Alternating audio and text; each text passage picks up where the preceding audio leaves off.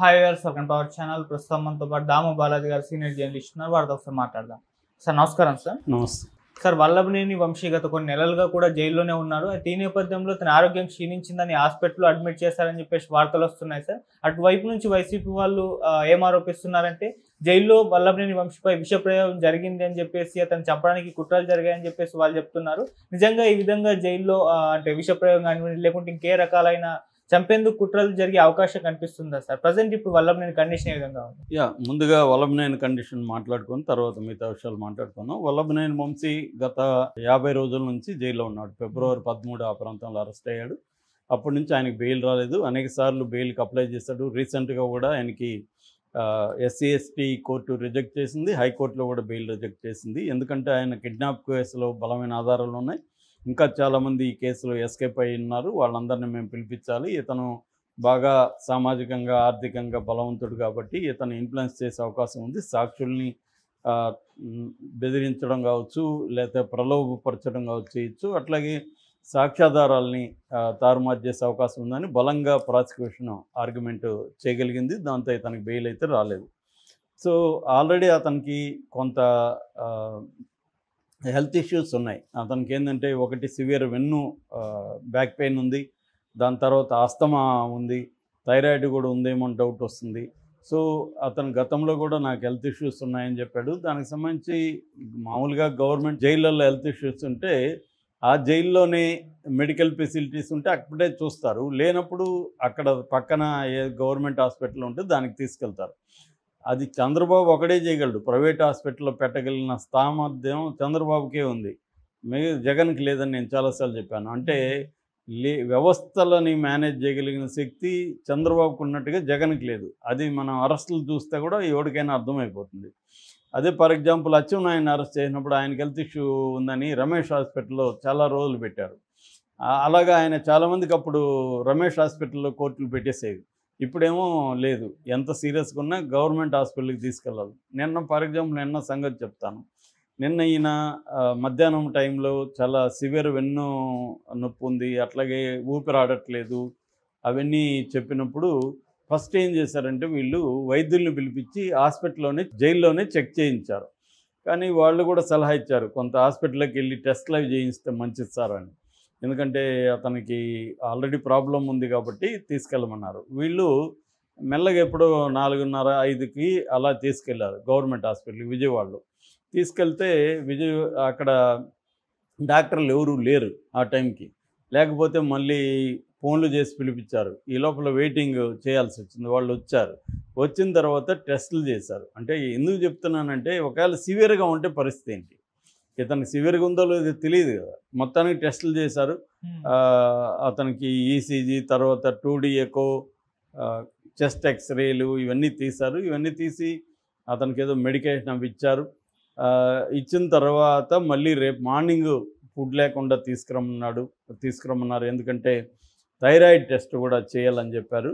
ఏదేమైనా ప్రభుత్వ దీంట్లో అతనికి చేసుకోవాలని పరిస్థితి అయితే ఏర్పడింది. సో దీంతో ఇప్పుడు ఒక డౌట్లు జనాలకు వస్తున్నాయి. ఎందుకు ఇతనికి ప్రాబ్లమ్స్ వస్తున్నాయి, ఏమైనా విషప్రయోగం జరిగిందా జైల్లో? ఎందుకంటే తను జైలు ఫుడ్డే తింటున్నాడు, బయట ఫుడ్ అయితే రాలేదు. ఇదే కార్యక్రమం గతంలో కూడా చంద్రబాబు మీద కూడా వాళ్ళు ఆరోపించారు. చంద్రబాబుని చంపేయాలని జైల్లో చూస్తున్నారనేది కూడా ఆరోపించారు. ఇదే మాట ఇప్పుడు వంశీ విషయంలో కూడా ఆరోపిస్తున్నారు, జైల్లోనే వంశీని చంపేయాలని. ఇది అనేక ప్రాంతాల్లో ఇదే ఉంది. కాకపోతే మన దేశంలో జైళ్ళల్లో చంపిన సంఘటనలు లేవా అంటే బోల్డ్ ఉన్నాయి. ఎవ్రీ ఇయర్ దాదాపు 2000 మందికి పైన ఖైదీలు జైళ్ళల్లో చనిపోతున్నారు. రకరకాల కారణాలతో మిస్టీరియస్గా చనిపోతున్నారు. ఆ మధ్య కిటికీకి దాని టవల్ చుట్టుకొని ఆత్మహత్య చేసుకున్న సంఘటనలు కూడా ఉన్నాయి. అట్లాగే మనకి పరిటాల రవి కేసులో మొద్దుసీన్ కానీ మిగతా వాళ్ళందరూ కూడా జైల్లోనే చనిపోయారు. మొద్దుసీన్ చంపిన వ్యక్తి జైల్లోనే చంపాడు. అతను కూడా మళ్ళీ జైల్లోనే చనిపోయాడు మిస్టీరియస్గా. సో మనకి ఆ కేసులు పెద్ద విషయం కాదు. అతి హై సెక్యూరిటీ ఉన్న తీహార్ లాంటి జైల్లోనే పట్టపగలు గార్డ్స్ దగ్గర నుంచి గన్స్లా కొనుకాలు చేసిన సందర్భాలు కూడా ఉన్నాయి. కాబట్టి జైళ్ళు అనేవి సేఫ్ అయితే కాదు గ్యారంటీగా. కాకపోతే ఇతని మీద అలాంటి ప్రయోగం చేశారా లేదని వాళ్ళు ఆరోపిస్తున్నారు తప్ప చేశారా లేదనేది వాళ్ళ దగ్గర కూడా ఏం ప్రూఫ్ లేదు. ఇది ఫర్ ఎగ్జాంపుల్ పాకిస్తాన్ ఆయన ఎవరు మన ఇమ్రాన్ ఖాన్, పాకిస్తాన్ ప్రైమ్ మినిస్టర్, ఆయన మీద కూడా స్లో పాయిజన్ ఇంజెక్షన్ ఇచ్చారు నాకనేది ఆయన కూడా ఆరోపించాడు. సో పాజిబుల్ అంటే ఖచ్చితంగా పాజిబుల్. ఫుడ్లో స్లో పాయిజన్ ఇవ్వాలనుకుంటే ఇవ్వచ్చు. కాకపోతే అవి చేస్తారా అంటే చెప్పలేం మనం. ఏదేమైనా ఆరోపణ అయితే జరిగింది. ఈయన కాకపోతే ఇంకొక ఇది కూడా మనం అటువైపు నుంచి చూస్తే ఏముంటుందంటే, జనరల్గా జైలుకి పోయినాక నాకు ఆరోగ్యం బాగాలేదనే దాన్ని బిల్డప్ చేస్తారు. చంద్రబాబుకు కూడా మనం గమనిస్తే చంద్రబాబు అంతవరకు ఎప్పుడూ ఆరోగ్య సమస్యలు బయటికి చెప్పలేదు. జైలుకి పోయినాక ఆయనకి ఏమేమి సమస్యలు ఉన్నాయో బయటకు వచ్చాయి సడన్గా. మళ్ళీ జైలు నుంచి బయటకు వచ్చినాక చూడండి, ఇప్పటివరకు ఆయన ఆరోగ్య సమస్యల గురించి ఎక్కడా చర్చే లేదు. బ్రహ్మాండంగా ఆయన యాక్టివ్గా ఉన్నారు. సో ఇదేంటంటే జైల్లో ఉన్నప్పుడు బెయిల్ కోసము ఆరోగ్యం బాగాలేదన్న విషయాన్ని హైలైట్ చేసుకుంటూ వస్తారనమాట. సో మనకి కేజ్రీవాల్ విషయంలో కూడా ఇదే జరిగింది. కేజ్రీవాల్ కూడా ఆరోగ్యం సరిగా లేదు, ఆయన జైల్లోనే ఇబ్బందులు పెడుతున్నారు, ఆయనకి వాళ్ళేమో స్వీట్లు ఎక్కువ తినేస్తున్నాడు, మామిడి పళ్ళు ఎక్కువ తింటున్నాడు ఇలాగని వాళ్ళు అనడం, ఈయనేమో సరిగా వీళ్ళు ఆయన్ని చూసుకోవట్లేదని వీళ్ళు అనడం, ఇలాగా జైల్లో బెయిల్ రావడం కోసం కూడా వాళ్ళు ఒక డ్రామాటిక్ హెల్త్ నెరేటివ్ని క్రియేట్ చేస్తారు. అలాగా ఏమన్నా వంశీకి ఆరోగ్యం బాగాలేదన్న విషయాన్ని బిల్డప్ చేసి ఈ డాక్టర్ల దగ్గర అంతా కూడా సర్టిఫికేట్లు తీసుకుని ఈసారి హెల్త్ గ్రౌండ్స్లో బెయిల్కి అప్లై చేస్తారా అన్నది కూడా మనం చూడాలి. ఎందుకంటే హెల్త్ గ్రౌండ్స్లోనే చంద్రబాబు కూడా తాత్కాలిక బెయిల్ వచ్చింది. ఒకసారి బెయిల్ వస్తే ఇంకా ఏదో ఒక పద్ధతిలో దాన్ని అలాగే ఉండిపోగలరు. అలాగే టెంపరీ బెయిల్ తెచ్చుకున్న చంద్రబాబు తర్వాత పర్మనెంట్గా తెచ్చుకోగలిగాడు. అలాగా వీళ్ళు కూడా ఏమన్నా ప్రయత్నిస్తున్నారా హెల్త్ గ్రౌండ్స్లో అనేది చూడాలి. ఎందుకంటే మనకి పోసాని కృష్ణమురళి కేసులో కూడా హెల్త్ గ్రౌండ్స్ మీదనే వాళ్ళు ఎక్కువగా ఆధారపడ్డారు. కాకపోతే పోసాని కృష్ణమురళి కేసు కంటే కూడా ఇది సీరియస్ కేసు. ఇదేంటంటే ఎస్సీ ఎస్టీ అట్రాసిటీస్ కేసు పెట్టారు.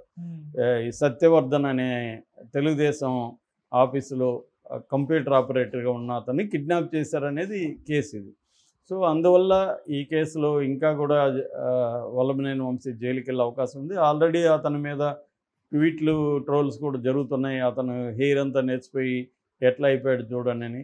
దానికి కూడా కారణం ఏంటంటే జైల్లో బయటలాగా రంగు వేసుకోవడం కూడా ఇబ్బంది అవుతుంది. దానివల్ల ఒరిజినల్ వైట్ హెయిర్ బయటకు వస్తుంది. దానివల్ల ఏజ్ కనిపిస్తుంది, అంటే ఒక మార్పు కనబడుతుంది.